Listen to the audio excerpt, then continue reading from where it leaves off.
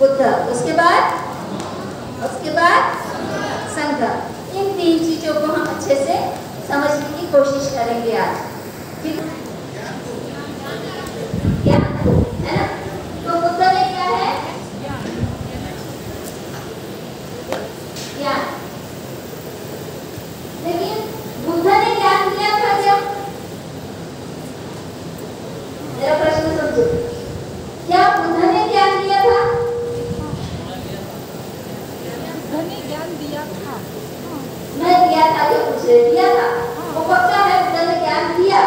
क्या बुद्ध ने ज्ञान दिया? किसने ज्ञान दिया था? ज्ञान किसने दिया था? कौन बताएगा? बोला अलार कालम। किसने ज्ञान दिया था? सिद्धार्थ ने। ज्ञान किसने दिया था? मेरा प्रश्न समझ में आया? प्रश्न मेरा समझा अभी? ये ज्ञान है, मेन फैक्टर, मेन बात क्या है? ज्ञान। बुद्ध ने नहीं लिया था, किसने लिया था? सिद्धार्थ ने ज्ञान लिया, तब वो बुद्ध कहलाया। क्लियर?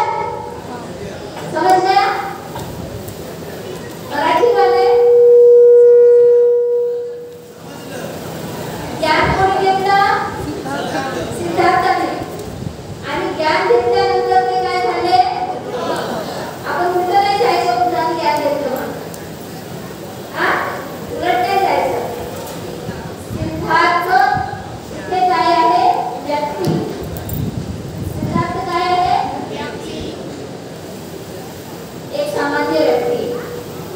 त्याच्यामध्ये एक मूर्ती तेव्हा बुद्ध तयार होते। तर आपण बुद्धाला नमन करतो, म्हणजे याला नमन करतो की याला नमन करतो? राईट? आलं लक्षात? पण ज्ञान अनेक प्रकारचं असते। हिंदी में भी बोलती हूँ, तुम्हारा चेहरा दिखता है मेरे सामने। ज्ञान कई प्रकार का होता है। कोई बता सकते हैं कितने प्रकार का, कौन कौन से प्रकार हो सकते हैं ज्ञान के? आप स्टूडेंट नहीं हो, स्टूडेंट्स में से जवाब चाहिए।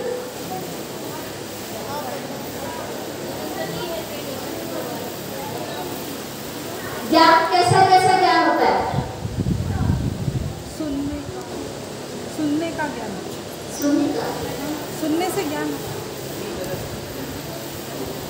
ज्ञान के प्रकार? सही गलत। साधुवाद दीजिए।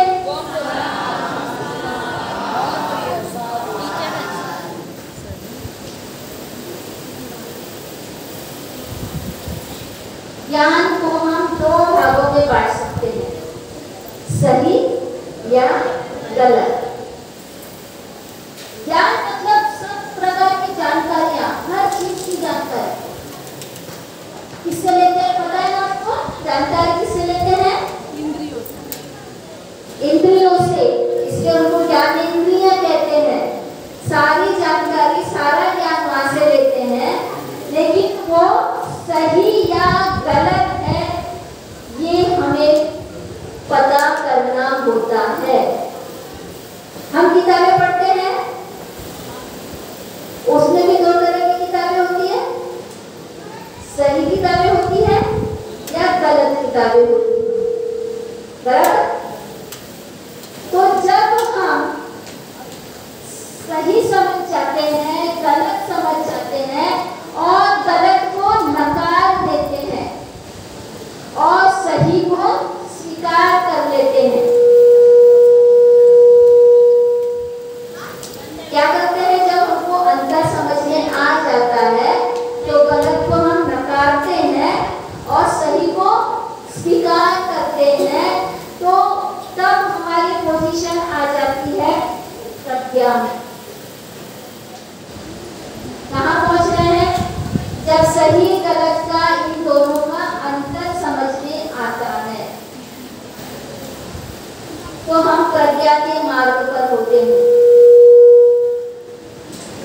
हमारी समस्या यहीं पर होती है कि हम अंतर नहीं कर पाते।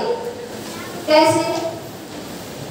बाबा साहब ने कहा ज्ञान ये दो धारी तलवार की तरह है। बोला ना बाबा साहब ने, दो धारी तलवार की तरह। उस ज्ञान से हम अच्छा भी कर सकते हैं, बुरा भी कर सकते हैं, सही भी कर सकते हैं, गलत भी कर सकते हैं। आजकल बहुत ज्ञानी लोग हैं, बहुत डिग्रियां लिए हुए लोग हैं, इतने सारे विषयों का अभ्यास किया है। पानी आ गया बेटा, आंखों में पानी आ गया कि उस ज्ञान का वो लोगों के हित में इस्तेमाल ना करते हुए लोगों के अहित में इस्तेमाल करते हैं, तो फिर उसका मतलब है कि उन्होंने प्रज्ञा का इस्तेमाल नहीं किया। आतंकवादी पढ़े लिखे हैं? नहीं है? है ना? आतंकवादी पढ़े लिखे होते हैं। साइबर क्राइम का नाम सुना है आपने? साइबर क्राइम ये कंप्यूटर के माध्यम से जो गलत काम करते हैं उनको कंप्यूटर का बहुत नॉलेज होता है। उसका क्या इस्तेमाल करते हैं? वो लोगों को नुकसान पहुंचाने के लिए करते हैं।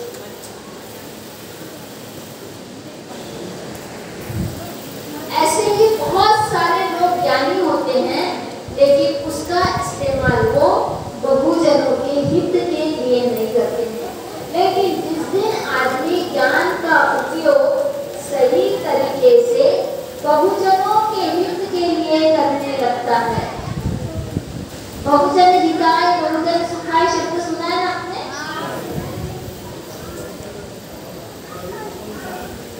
बहुजन हित में इस ज्ञान का उपयोग करते हैं,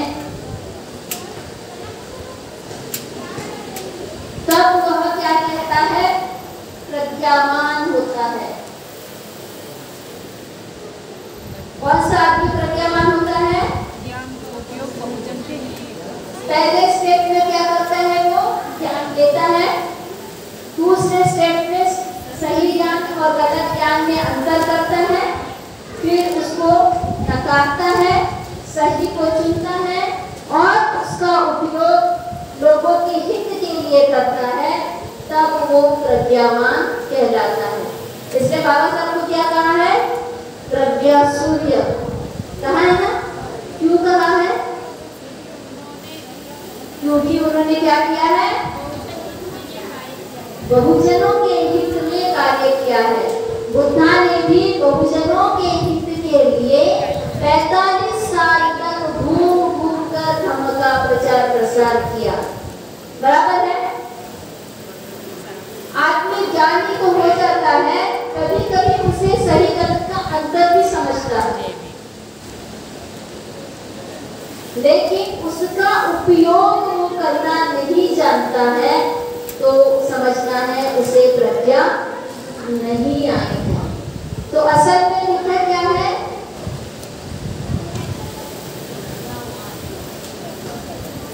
प्रज्ञावान। और ऐसे प्रज्ञावान बहुत ये हैं। एक उदाहरण देते हैं हम। एक शराबी व्यक्ति होता है, उसको सब लोग समझाते हैं, बताते हैं, या वो खुद भी पढ़कर जानता है कि शराब पीने से नुकसान होता है। बहुत लोगों को मालूम है। अभी ये बात तो कुछ ऐसी नहीं है कि छुपी हुई हो, पीने वाले को भी मालूम है, नहीं पीने वाले को भी मालूम है। तो वो पीने वाला व्यक्ति सब जानता है कि उससे नुकसान है, फिर भी वो पीना नहीं छोड़ता। उसे पता है लीवर खराब हो जाएगा, फिर भी वो पीना नहीं छोड़ता है। मतलब उसको सही गलत का अंतर मालूम है कि पीना बुरी बात है,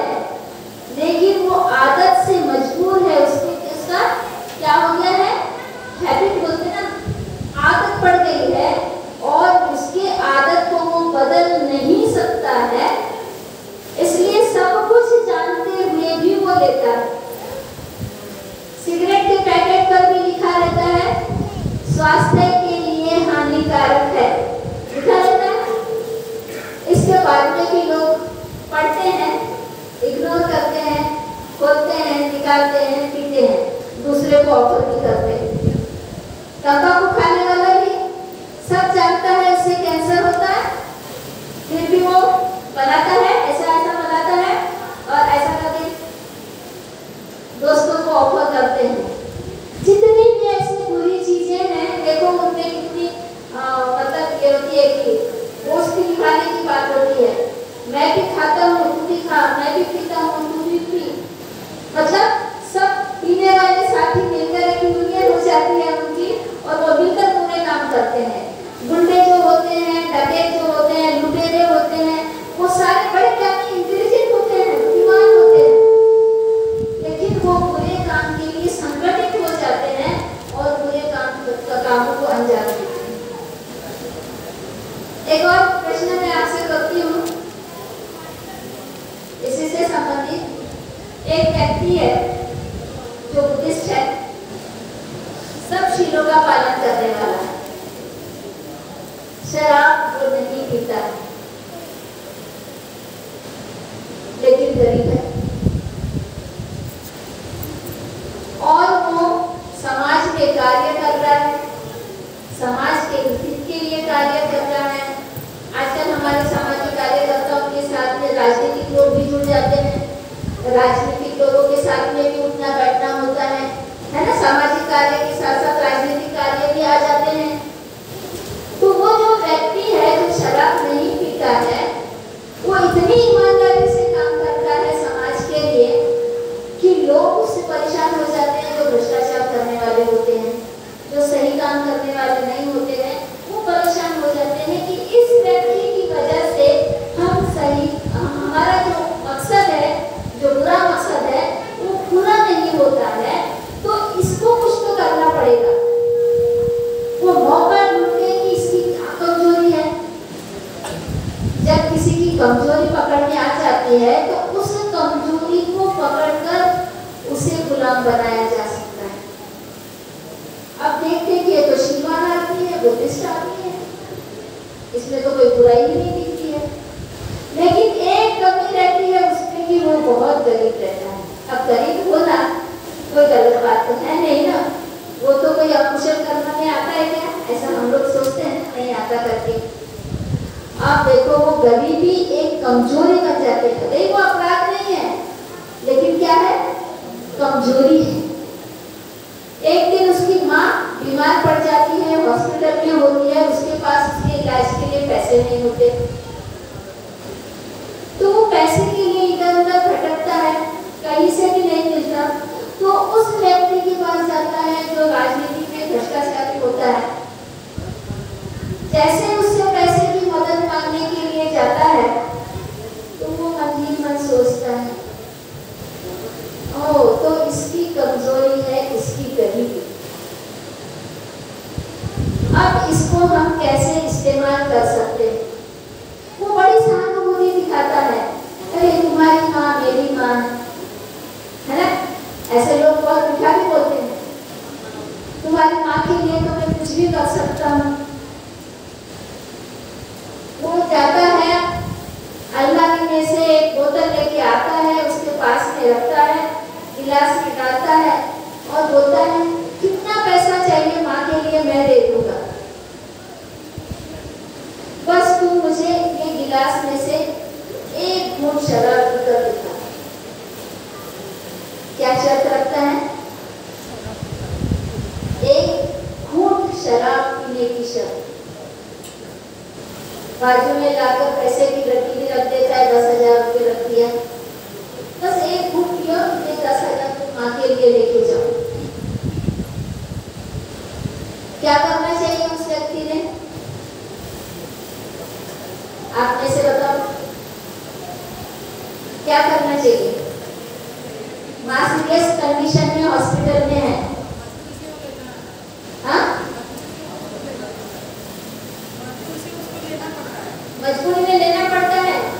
आप ये कहना चाहते हैं कि ले लेना चाहिए, क्या क्या लेना चाहिए, शराब, मजबूर है तो माँ की बीमारी के लिए शराब एक घूंट पी लेना चाहिए, 10,000 ले लेना चाहिए, तो वो तो शराब पिए बिना उसको पैसे नहीं देगा ना,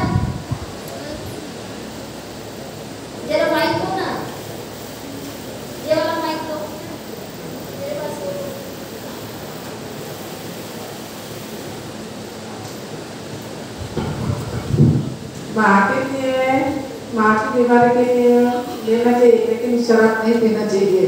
लेकिन वो तो शराब भी लेने के लिए बोल रहा है ना, वो तो क्योंकि बच्चा नहीं रहता उसका। उसने शराब का गिलास रखा है, हाँ। इधर नोटों की गड्डी रखी हुई है। हाँ। वो बोल रहा है कि इसमें से एक घूंट शराब पी लो और ये नोटों की गड्डी ले जाओ। शराब पीने से तो उसको आदत लग जाएगी। आप निर्णय लीजिए ना, क्या निर्णय होगा आपका? क्या करना चाहिए? नहीं लेना चाहिए। नहीं लेना चाहिए। हाँ, नहीं पी। और दूसरा कोई आंसर? शराब उन्होंने कहा नहीं लेना चाहिए, शराब भी नहीं, पैसे नहीं। नहीं तो बताना है कि शराब पीनी है कि नहीं पीनी है। उसने क्या करना चाहिए? पी लेना चाहिए। अच्छा, थोड़ी होती है ना, जब हमने सुना नहीं कि थोड़ी शराब लेने से कुछ होता है, माँ से वजह से वो लेनी चाहिए। अगर ज्यादा होता हाँ, तो फिर नहीं लेनी चाहिए। अच्छा, थोड़ी पीने में कोई हर्ज नहीं हाँ, है। क्योंकि माँ बच सकती है ना। अच्छा, कितने लोग इनकी बात से सहमत है?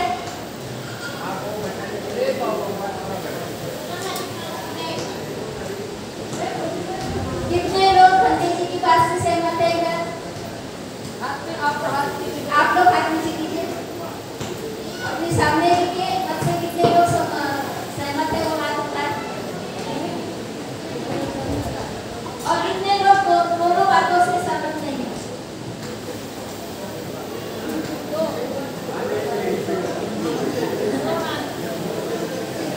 कंफ्यूजन। और कोई कुछ कहना चाहता है? किसी को इस बारे में और कुछ कहना है?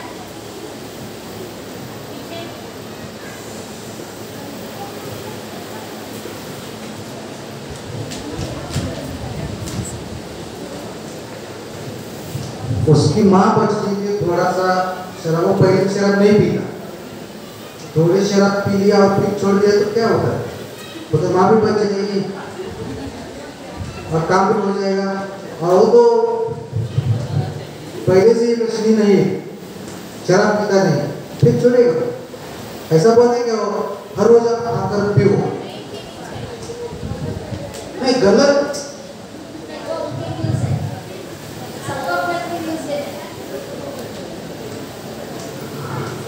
देखिए, तो शराब से भी बड़ा माँ है, शराब से भी बड़ा माँ है। माँ को भी बचाना है, लेकिन शराब पी के शराब के अंदर नहीं जाना, तात्पुरती पीना उसमें नहीं जाना, अपना चित्त से कंट्रोल करके जो जीत जाना है वो शराब पी के थोड़ा पी के जीत जाना। दूसरा दिन हम आदमी तो शराब पीने को नहीं जाते, इतनी बार बोलो उसको रास्ते उसका शराब भी हो जाना, माँ भी बच जाना, लेकिन आइंदा बार वो शराब नहीं पीना, कंट्रोल करना। अच्छा, उसने वो शराब, एक घूंट शराब पी ली और उसने वो 10,000 रुपये ले लिए, उसके बाद में गारंटी है क्या माँ के बचने की? या और पैसे नहीं लगेंगे? नहीं, बचने की बात नहीं बनते इधर, कोशिश करने की बात है। अच्छा, माँ कोशिश कर रहे हो, त्याग कर रहे हो, माँ के लिए कुछ त्याग करना पड़ता है, माँ के लिए, हाँ? माँ के लिए क्या कर रहे हैं, लेकिन शराब पी रहे, लेकिन एक ही बात पी के माँ को बचाना है, हम इसमें चट में नहीं जाना है, बस कंट्रोल कर सकते हैं। अगर वो शराब पीने के बाद में वो बार-बार उसको ऐसे ही बोलेगा तब उसको और पैसे की जरूरत पड़ेगी, उसको और पैसे की जरूरत पड़ेगी, फिर वो उससे ज्यादा दूसरी बात बोलेगा। आदमियों में 4 प्रकार होता है, हाँ? आदमियों में 4 प्रकार के होते हैं। ये जो है माँ के लिए क्या करने वाला है, ज्ञानी होता है। ज्ञानी क्या होता है? जाने से उजाले को जानने वाले ज्ञानी होते हैं। ये जो टाइम को ज्ञानी को फर्क पड़ता है, फर्क नहीं पड़ता, ये सोच के माँ के लिए बलिदान देना पड़ता है, क्या करना पड़ता है।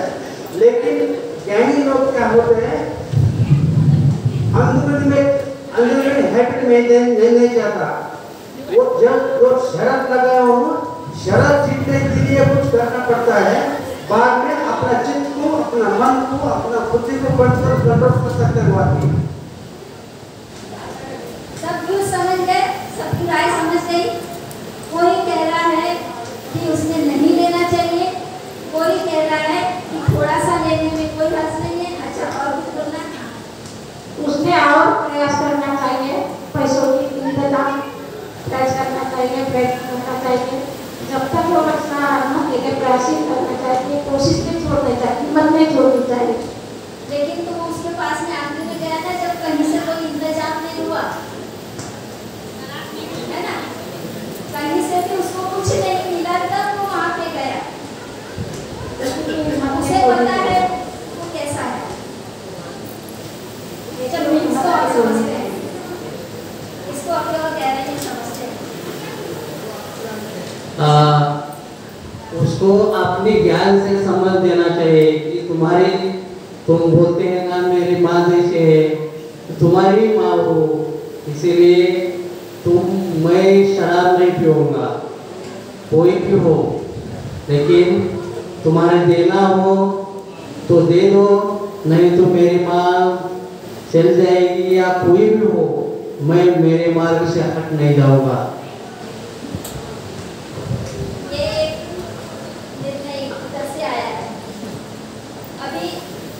यही बात मैं और दूसरे तरीके से बोलती हूँ। एक महिला है, उसके घर में खाने को कुछ नहीं है। आपने फिल्मों में ये सीन बहुत बार देखा होगा। कोई भी नहीं है उसका, अकेले विधवा महिला है, और फिर वो ऐसे ही नालायक व्यक्ति के पास में मदद मांगने के लिए जाती है, तो वो उसके साथ में छेड़खानी करता है, उसकी इज्जत मांगता है। ये सीन देखा होगा फिल्मों में। तब वो क्या करती है, तैयार हो जाती है क्या बच्चे के लिए, या हो जाना चाहिए क्या? वो हीरोइन है इसलिए वो लड़की है, तैयार नहीं होती है। लेकिन वास्तविक जिंदगी में क्या होता है, वास्तविक जिंदगी में कई बार माँ हार जाती है, सरेंडर कर देती है अपने बच्चे के लिए। तो यहाँ पर सरेंडर करना नहीं करना, ये एक मुख्य मुद्दा आ रहा है।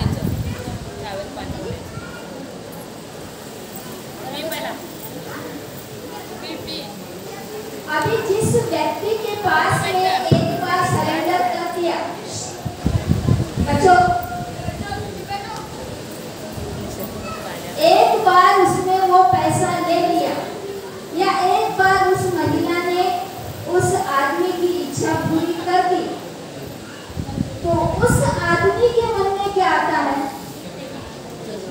ये बिकाऊ है।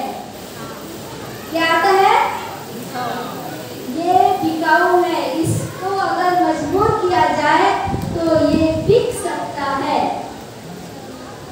पॉइंट ध्यान में आ रहा है? फिर वहां पर आपका स्वाभिमान नहीं रहता, आपकी प्रज्ञा नहीं रहती। आज उसने 10,000 रुपये के लिए शराब पीने के लिए बोला, कल वो आपको 1 लाख रुपये के लिए किसी का खून करने के लिए भी बोल सकता है। जिस महिला ने एक बार इच्छा पूरी कर दी, वही आदमी उसको बार बार ब्लैकमेल करके बार बार वही इच्छा पूरी करा सकता। तो चरित्र ऐसा चीज है संभालने के लिए, वहाँ प्रज्ञा की बहुत जरूरत होती है कि जिस चीज को हम अपनी कमजोरी बनाते हैं, उस कमजोरी का फायदा जिंदगी भर के लिए तुम्हें कमजोर बना सकता है। आगे वाला उठा, उसकी पैसे की कमजोरी के फायदा वो उतने ही समय के लिए नहीं, वो समझ जाते हैं कि कहीं ना कहीं कमजोर पड़ सकता है, तो वो बार बार उससे गलत काम करवाएगा। तो प्रज्ञावान व्यक्ति वही होगा जो अपने चरित्र का हनन नहीं होने देगा। बुद्ध ने इतना सा भी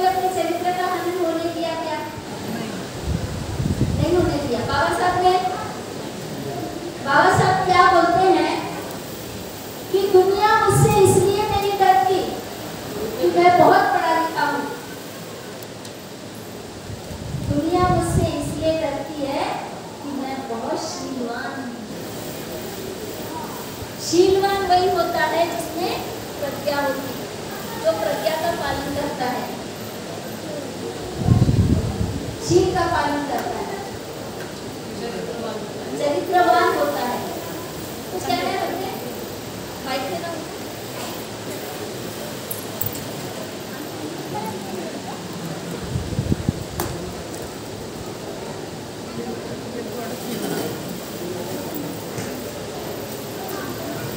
आता तुम्ही सांगितले एकदम बरोबर आहे. आता मगाशी सांगितलेल्या त्या शराबी माणसानं शराब पी आणि पैसे घे, अशा वेळी त्या माणसानं काय करायला पाहिजे आणि या स्त्रीनं काय करायला पाहिजे त्याचं स्पष्टीकरण द्या. अशा वेळी तुम्ही तुमच्याकडून अपेक्षा असते. मी उदाहरण दिलं बुद्धाचं आणि बाबासाहेबांचं. त्यांनी नाकारायलाच पाहिजे, त्यांनी ते नाकारायलाच पाहिजे. कारण की कितीही आपण मजबूर होऊन आपल्या चरित्राचं हनन केलं थोड्याशा फायद्यासाठी किंवा मोठ्या फायद्यासाठी सुद्धा, आईचा जीव वाचवण्यासाठी सुद्धा, तरी पण तो सुखी होणार नाही.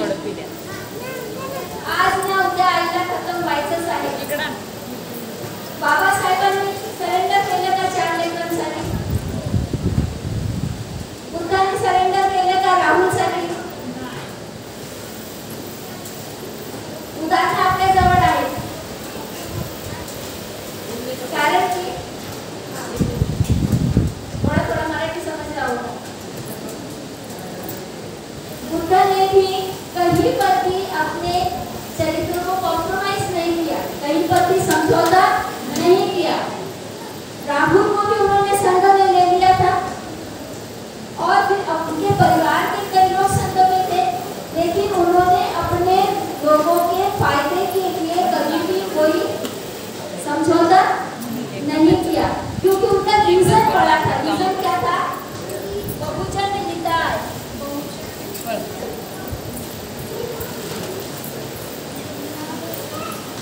उद्देश्य, जिसका उद्देश्य छोटा होता है, मर्यादित होता है, वो व्यक्ति झुक जाता है. लेकिन जिसका विजन बड़ा होता है, उद्देश्य बड़ा होता है, वो इस तरह से चरित्र का हनन नहीं करता. बाबा साहब एक बार झुके, लेकिन वो चरित्र हनन पे नहीं आता है. कब झुके थे?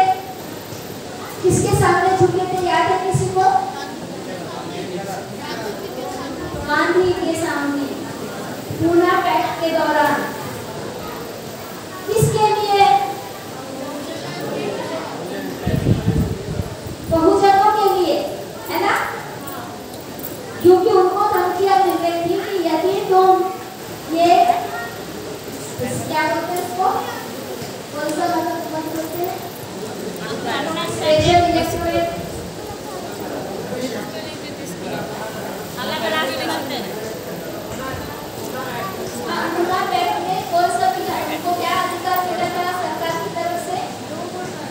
मतदान का अधिकार को मिला था. हाँ, स्वतंत्र मतदार संघ को मिला था. वो हमारे लोगों के हित में था, पूरे समाज के हित में था. लेकिन गांधी को ये मंजूर नहीं था.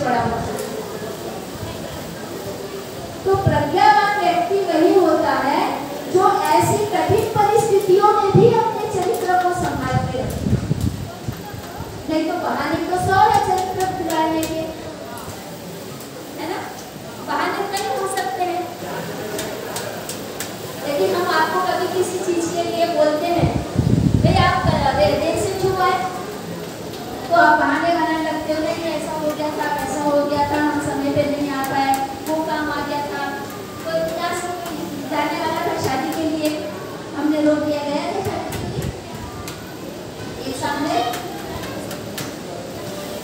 तो व्यक्तिगत चीजों के लिए हम लोग कई बहाने बता सकते हैं, लेकिन यहाँ हमको प्रज्ञा का विस्तारित रूप समझना है, गहरा रूप समझना है। हम प्रज्ञावान होने की राह पर चलना चाहते हैं तो हमें उसकी गहराई को समझना पड़ेगा, हमारा उद्देश्य बड़ा रखना पड़ेगा। यदि हम किसी भी कमजोरी को बहाना बनाकर अगर हम ज्ञान का दुरुपयोग करते हैं तो फिर हम सही मायने में प्रज्ञावान नहीं हो रहे हैं। तो जब हम शरण चाहते हैं, ऊपर की शरण चाहते हैं, तो ज्ञान के साथ साथ प्रज्ञा की भी शरण में जाना है।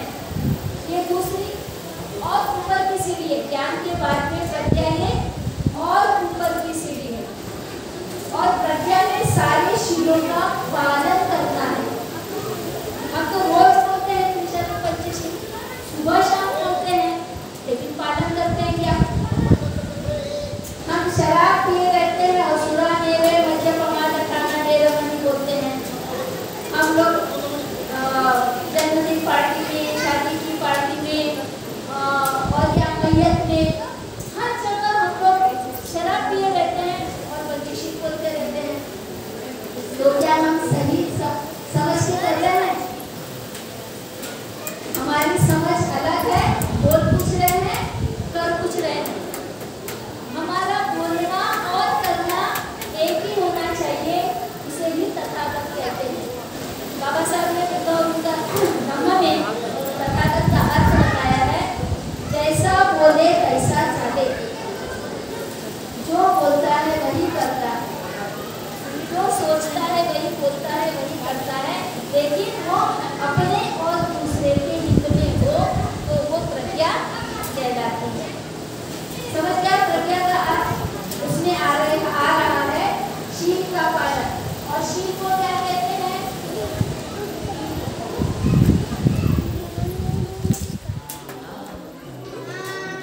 शील को क्या कहते हैं? धम्म। बराबर है? शील ही धम्म है। तो हम कैसे आए हैं? इसको मिटाओ क्या?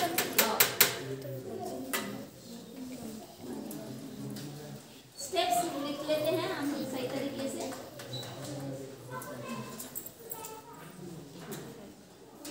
यहाँ से हमारा शुरू हो रहा है बुद्ध, उसके बाद में हम आ रहे हैं प्रज्ञा पर। बुद्ध में ज्ञान आ गया है ना?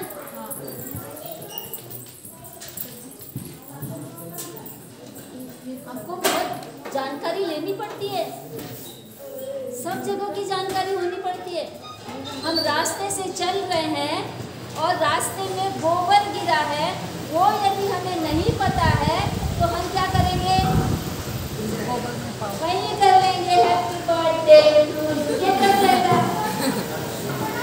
है ना? तो गोबर है, ये गोबर है, ये भी हमको पता होना चाहिए। अगर गोबर भी हमको पता नहीं रहेगा तो कहीं हम उसको ठीक समझ के न काटे। हाँ? तो बहुत जरूरी है कि हमें उसका भी ज्ञान हो, अच्छा बुरा दोनों तरह का ज्ञान हो।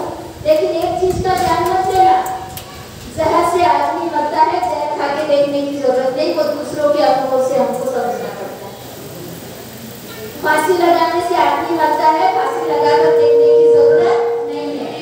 बहुत सारी चीजें हम अपने खुद के अनुभव से सीखते हैं, लेकिन कुछ चीजें दूसरों के अनुभव से भी सीखते हैं, क्योंकि उसके करने के बाद में हम जिंदा ही नहीं रहे ऐसे अनुभव हमें नहीं देते हैं, जिंदा रहने वाले ही अनुभव देने हैं।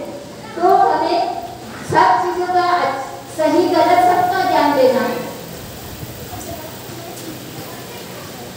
ठीक है, दोनों तरह का ज्ञान लेना है और इसको चुनना है। तो प्रज्ञा की यहाँ पर अंतर करते आना है, ठीक है। और फिर यहाँ आएंगे हम शील पालन। ये शील पालन यही सब करते हैं।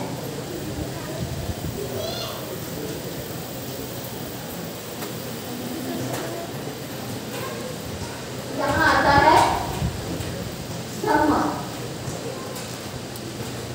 ठीक है। और फिर हम शील पालन इतना अभ्यास करते हैं, यहाँ पर प्रैक्टिस करते हैं। यहाँ हमारी शुरुआत होती है समझकर पालन करने की, फिर लगातार उसका हम अभ्यास करते हैं तो धार्मिक हो जाते हैं। और फिर उससे क्या होता है कि बहुत सारे जो लोग हैं जिनके साथ हम अच्छा व्यवहार करते हैं, कुशल कर्म करते हैं, क्योंकि धर्म क्या है, एक दूसरे के साथ व्यवहार करना सिखाता है। हम चोरी नहीं करते, इसमें हम अकेले हैं क्या, दूसरे इन्वॉल्व है ना। हम दूसरे की चोरी नहीं करते हैं, हम झूठ नहीं बोलते, अकेले हैं क्या, नहीं। हम दूसरे के साथ झूठ नहीं बोलते हैं। खुद क्या है वो तो खुद को पता होता है, लेकिन ये सारे जो शील बताए गए हैं इसमें दूसरा व्यक्ति भी इन्वॉल्व होता है, दूसरे के साथ सही व्यवहार करना होता है। इसमें बाबा साहब ने एक बहुत अच्छा वाक्य बोला है कि जहाँ इंसान अकेला होता है वहाँ उसे धर्म की कोई जरूरत नहीं होती।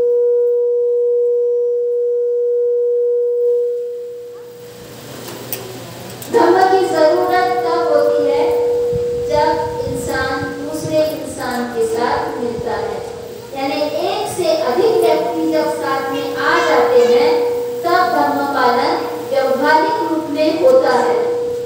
क्लियर? बहुत सुंदर सरल शब्दों में उन्होंने इस बात को एक्सप्लेन किया है। इसलिए मैं हमेशा कहती हूँ कि बाबा साहब को अभिप्रेत बिल्कुल कैसा है, सामाजिक कार्य करता है, समाज में जाने वाला, समाज में उठने बैठने वाला, समाज की समस्याएं सुनने वाला, समाज का मार्गदर्शन करने वाला। बुद्ध भी ऐसे थे, बुद्ध लोगों की समस्याएं सुनते थे, प्रश्न सुनते थे, उनका मार्गदर्शन करते थे।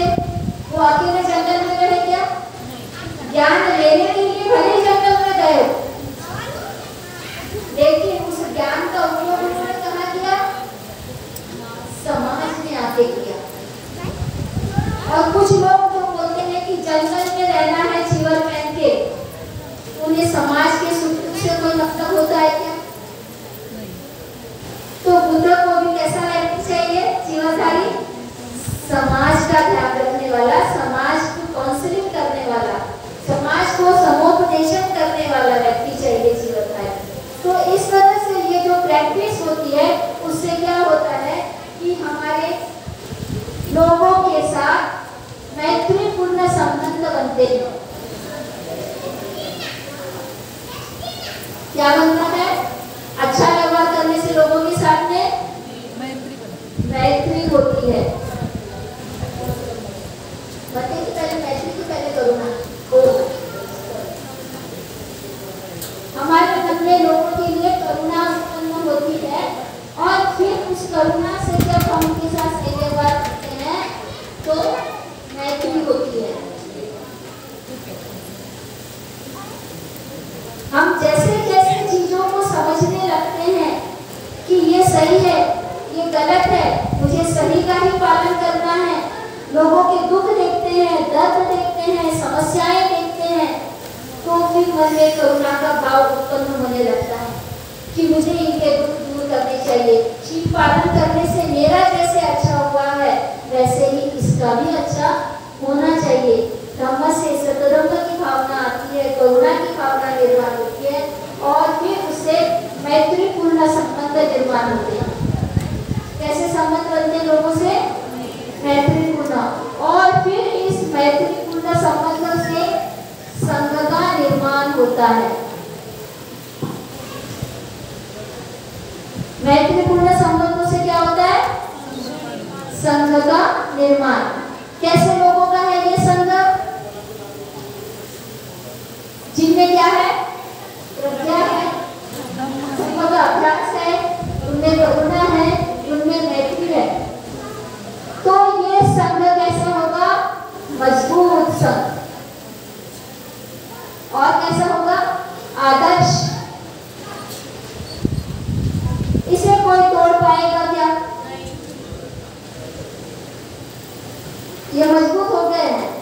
कोई तोड़ पाएगा? जैसे एक लकड़ी को तोड़ सकते हैं वैसे ये इकट्ठा हो गया है ना, इकट्ठा हो गए हैं। शीलों का पालन करने वाले, सही सोच रखने वाले लोग इकट्ठा हो गए, मजबूत हो गए, तो कोई भी भ्रष्टाचारी व्यक्ति इस संघ को तोड़ नहीं सकता।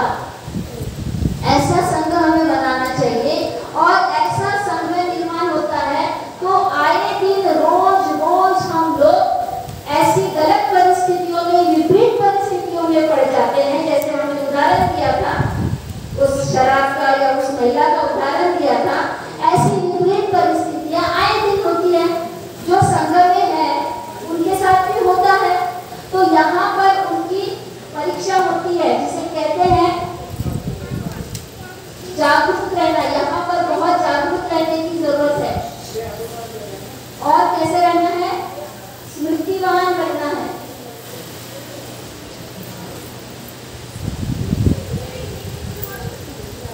जब ऐसे लोगों का संघ बन गया तो ऐसे लोगों को विपरीत परिस्थितियों में भी जागरूक रहने की जरूरत होती है, स्मृतिवान रहने की जरूरत होती है।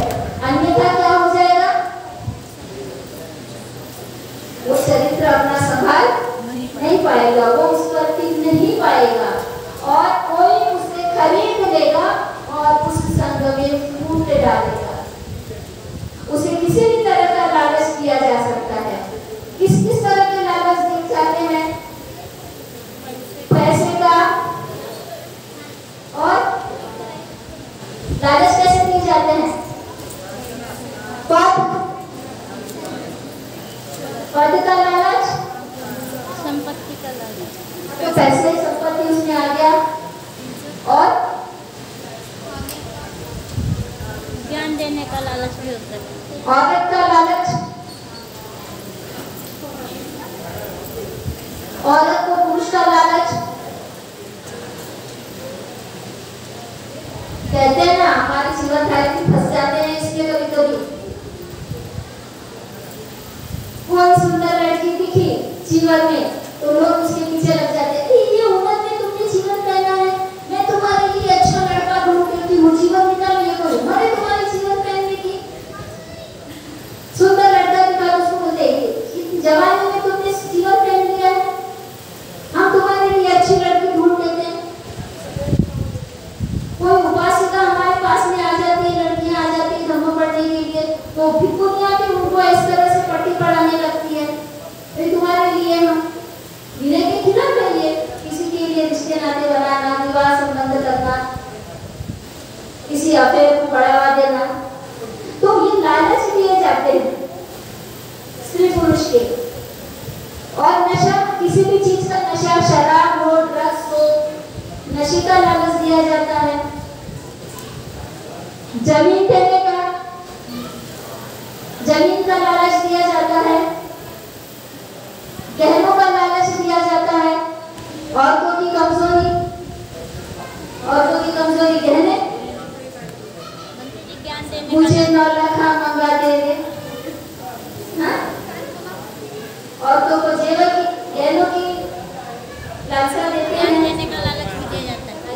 ज्ञान देने का कि आप सीखना चाहते हो, पढ़ना चाहते हो, मैं पढ़ाऊंगा, आप ये काम करो, ऐसा भी होता है। ज्ञान से हम यहाँ तक आ गए हैं। ज्ञान देने का लालच हम भी देते हैं और ज्ञान लेना अच्छी बात है ना?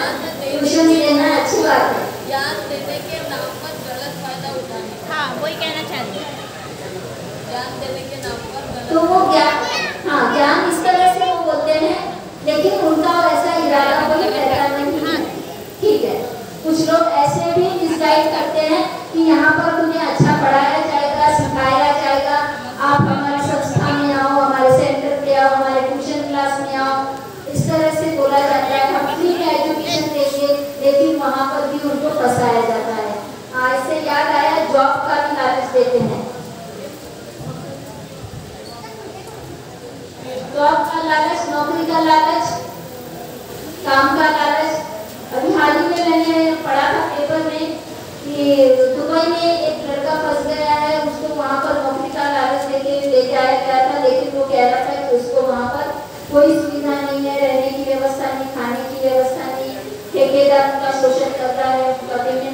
क्या है? घुमाने का लालच, हाँ? विदेश घुमाने का लालच। हाँ, विदेश घुमाने का लालच।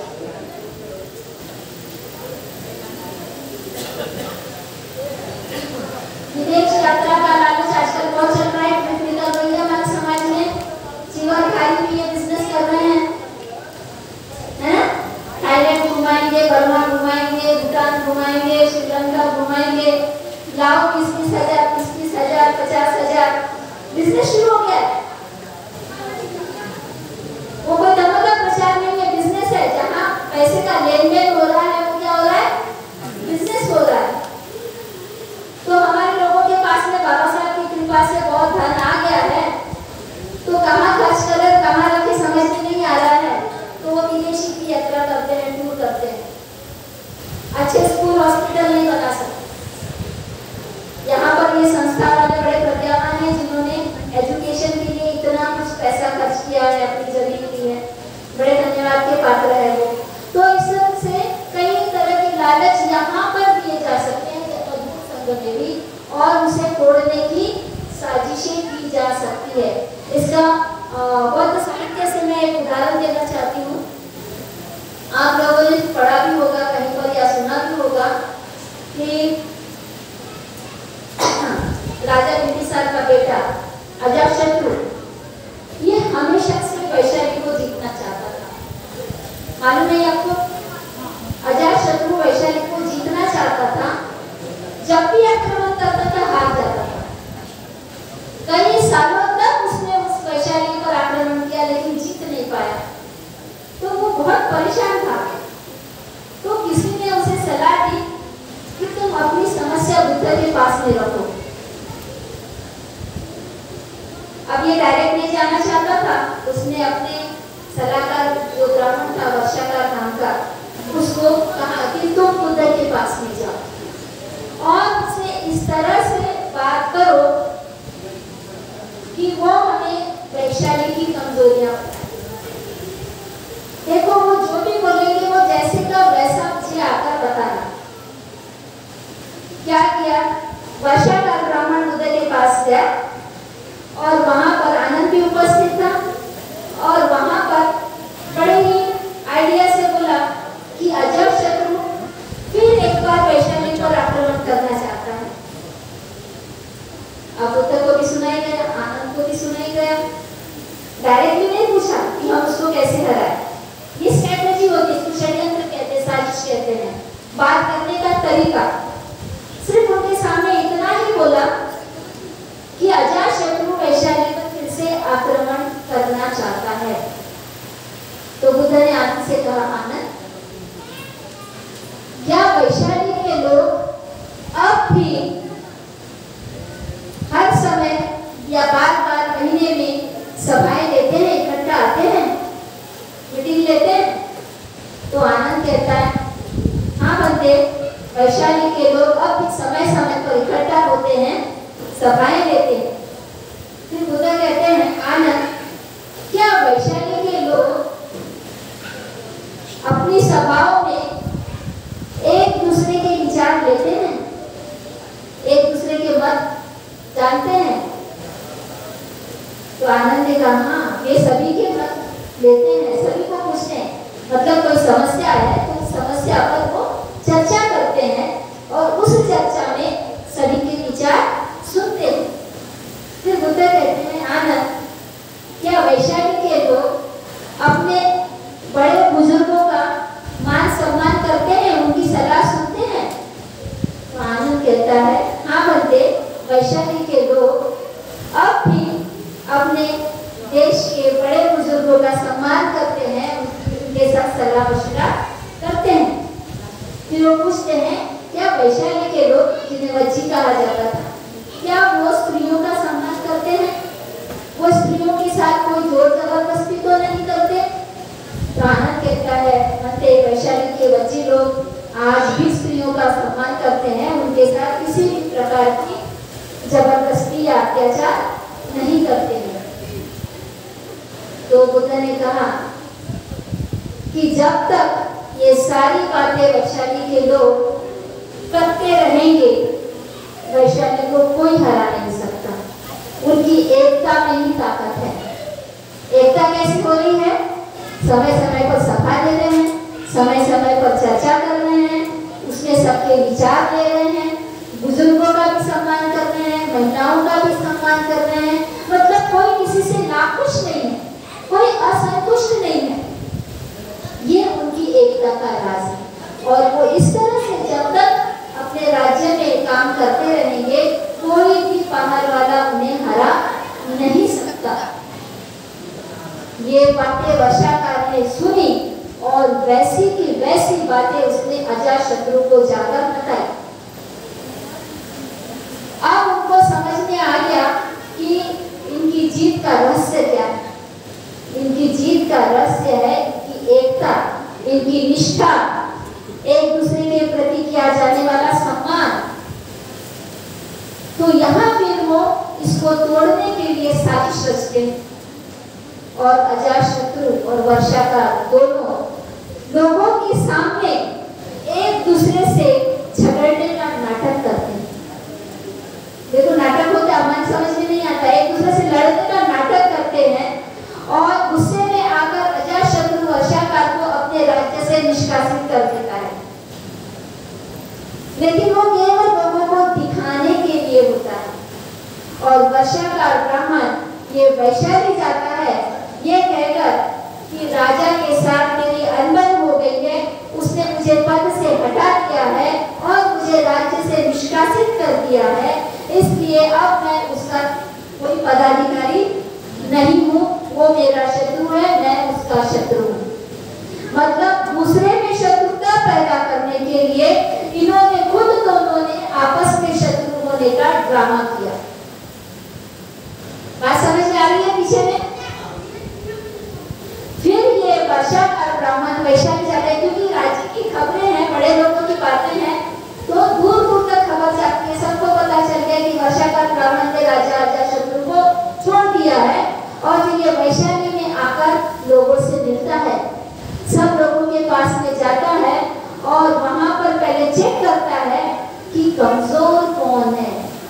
वो एक सीरियल आता था कमजोर पीढ़ी कौन, तो वहां पर वो कमजोर लोगों को ढूंढता है, ऐसे लोगों को जो अपने चरित्र को मजबूत नहीं रख सकते, जो अपनी निष्ठा को कायम नहीं रख सकते, ऐसे लोगों को खोजता है, उनसे दोस्ती बढ़ाता है और उनको दूसरे के बारे में गलत बातें बताकर भड़काता है।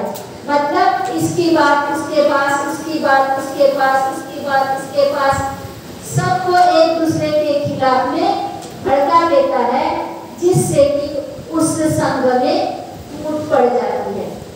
मतलब बुराइयां करता है। उसने नहीं भी कहा होगा, अरे वो तो आदमी ऐसा है, वो तो तुम्हारी निंदा करता था, तुम्हारी बुराई करता था, तो उसको सच लगता है, पहले दोस्ती कर लेता है ना, तो दोस्ती का फायदा उठाते हुए तीसरे के बारे में उसको भड़का देता है। तो इस तरह से पूरे वैशाली में घूम घूम कर वो लोगों को भड़काने का काम करता है दूसरे के खिलाफ, और उनकी जो एकता है उसको चोट पहुंचाता है। और इस वजह से उसके बाद में जब वो फूट जाता है संघ, फिर इनकी सफाई नहीं होती है, ये इकट्ठा नहीं होते हैं, आपस में मिलकर चर्चा नहीं करते, क्योंकि एक दूसरे का सम्मान नहीं कर रहे, एक दूसरे के ऊपर में शक कर रहे हैं, विश्वास टूट गया है, कोई किसी का सम्मान नहीं कर रहा है। तो इस वजह से अजातशत्रु वैशाली पर आक्रमण करता है और वैशाली को जीत लेता है। तो ये यहाँ पर हम संघ की बात कर रहे हैं, जैसे वैशाली का गणराज्य संघ था ना, गणराज्य संघ था, तो वहां पर कैसे अजातशत्रु ने फूट डालकर संघ को तोड़ दिया और फिर उस राज्य पर अपना कब्जा कर लिया। ऐसे ही हमारे संघ के हालात आजकल है ना। हमारे संघ के हालात ऐसे हैं, कोई किसी का सम्मान नहीं कर रहा है, कोई भी आपस में बैठ के समस्याओं पर चर्चा नहीं कर रहा है, कोई किसी के विचारों को नहीं सुन रहा है और महिलाओं का भी सम्मान नहीं हो रहा है। संघ उस समय बना था भिक्षु भिक्षुणी उपासक उपासिका, 4 संघ बने थे बुद्धा के समय में। वहां पर महिलाओं को सम्मान दिया गया, बराबरी का दर्जा दिया गया, किसी को को ऊंचा नीचा नहीं माना गया। और एक मुख्य बात उसमें मैं बताऊंगी कि अभी मुझे नाम याद नहीं आ रहा है, किसी ने पूछा था कि ये संघ का पतन कैसे हो सकता है। तो बुद्ध ने कहा था कि संघ का पतन तभी हो सकता है जब ये एक दूसरे का सम्मान नहीं करेंगे। जिस दिन इन्होंने एक दूसरे का सम्मान करना छोड़ दिया, उस दिन से संघ का पतन होना शुरू हो जाएगा। और कुछ हालात हमारे आज ऐसे ही हैं। तो संघ के बारे में हमें बहुत गंभीरता से सोचना है, लेकिन ये संघ तीसरे नंबर पर आ रहा है ना, तीसरे नंबर पर ये बड़ी प्रक्रिया से गुजरते हुए अच्छे लोगों का, सही लोगों का संघ तैयार होता है।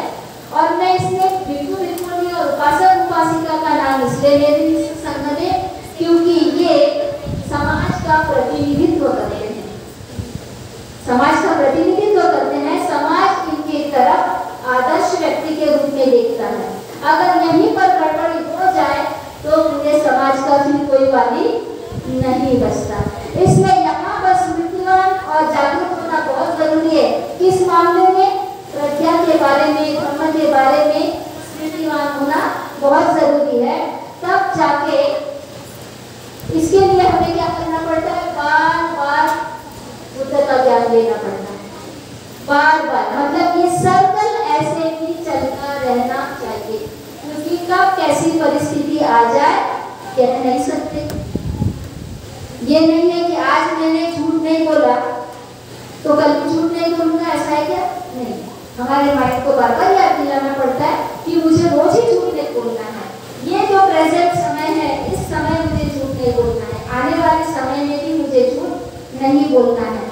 लेकिन आने वाले समय में परिस्थिति अगर बदल गई और मैं महसूस करूँ कि मैं मजबूर हूँ झूठ बोलने के लिए, तो फिर पतन हो जाएगा। तो बार बार हमें शील के मामले में स्मृतिवान और सजग रहना है, एकाग्र होना है। हमारे चित्त को शुद्ध रखने के लिए, हमारे आचरण को शुद्ध रखने के लिए इस तरह से ये सर्कल लगातार हमेशा हर क्षण हर पल हमको सजग रहकर इस पर काम करते रहना है। तब सही मायने में बुद्ध, धम्म और संघ के आश्रय में हम जाते हैं, उनकी शरण जाते हैं। शरण जाने का मतलब है आश्रय लेना।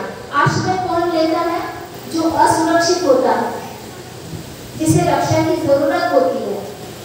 तो जब हम बुद्ध, धम्म, संघ की शरण में जाते हैं, उसके आश्रय में जाते हैं, लेकिन उसमें शर्त यह है कि इन सब का पालन होना चाहिए, मन से भी और शरीर से भी।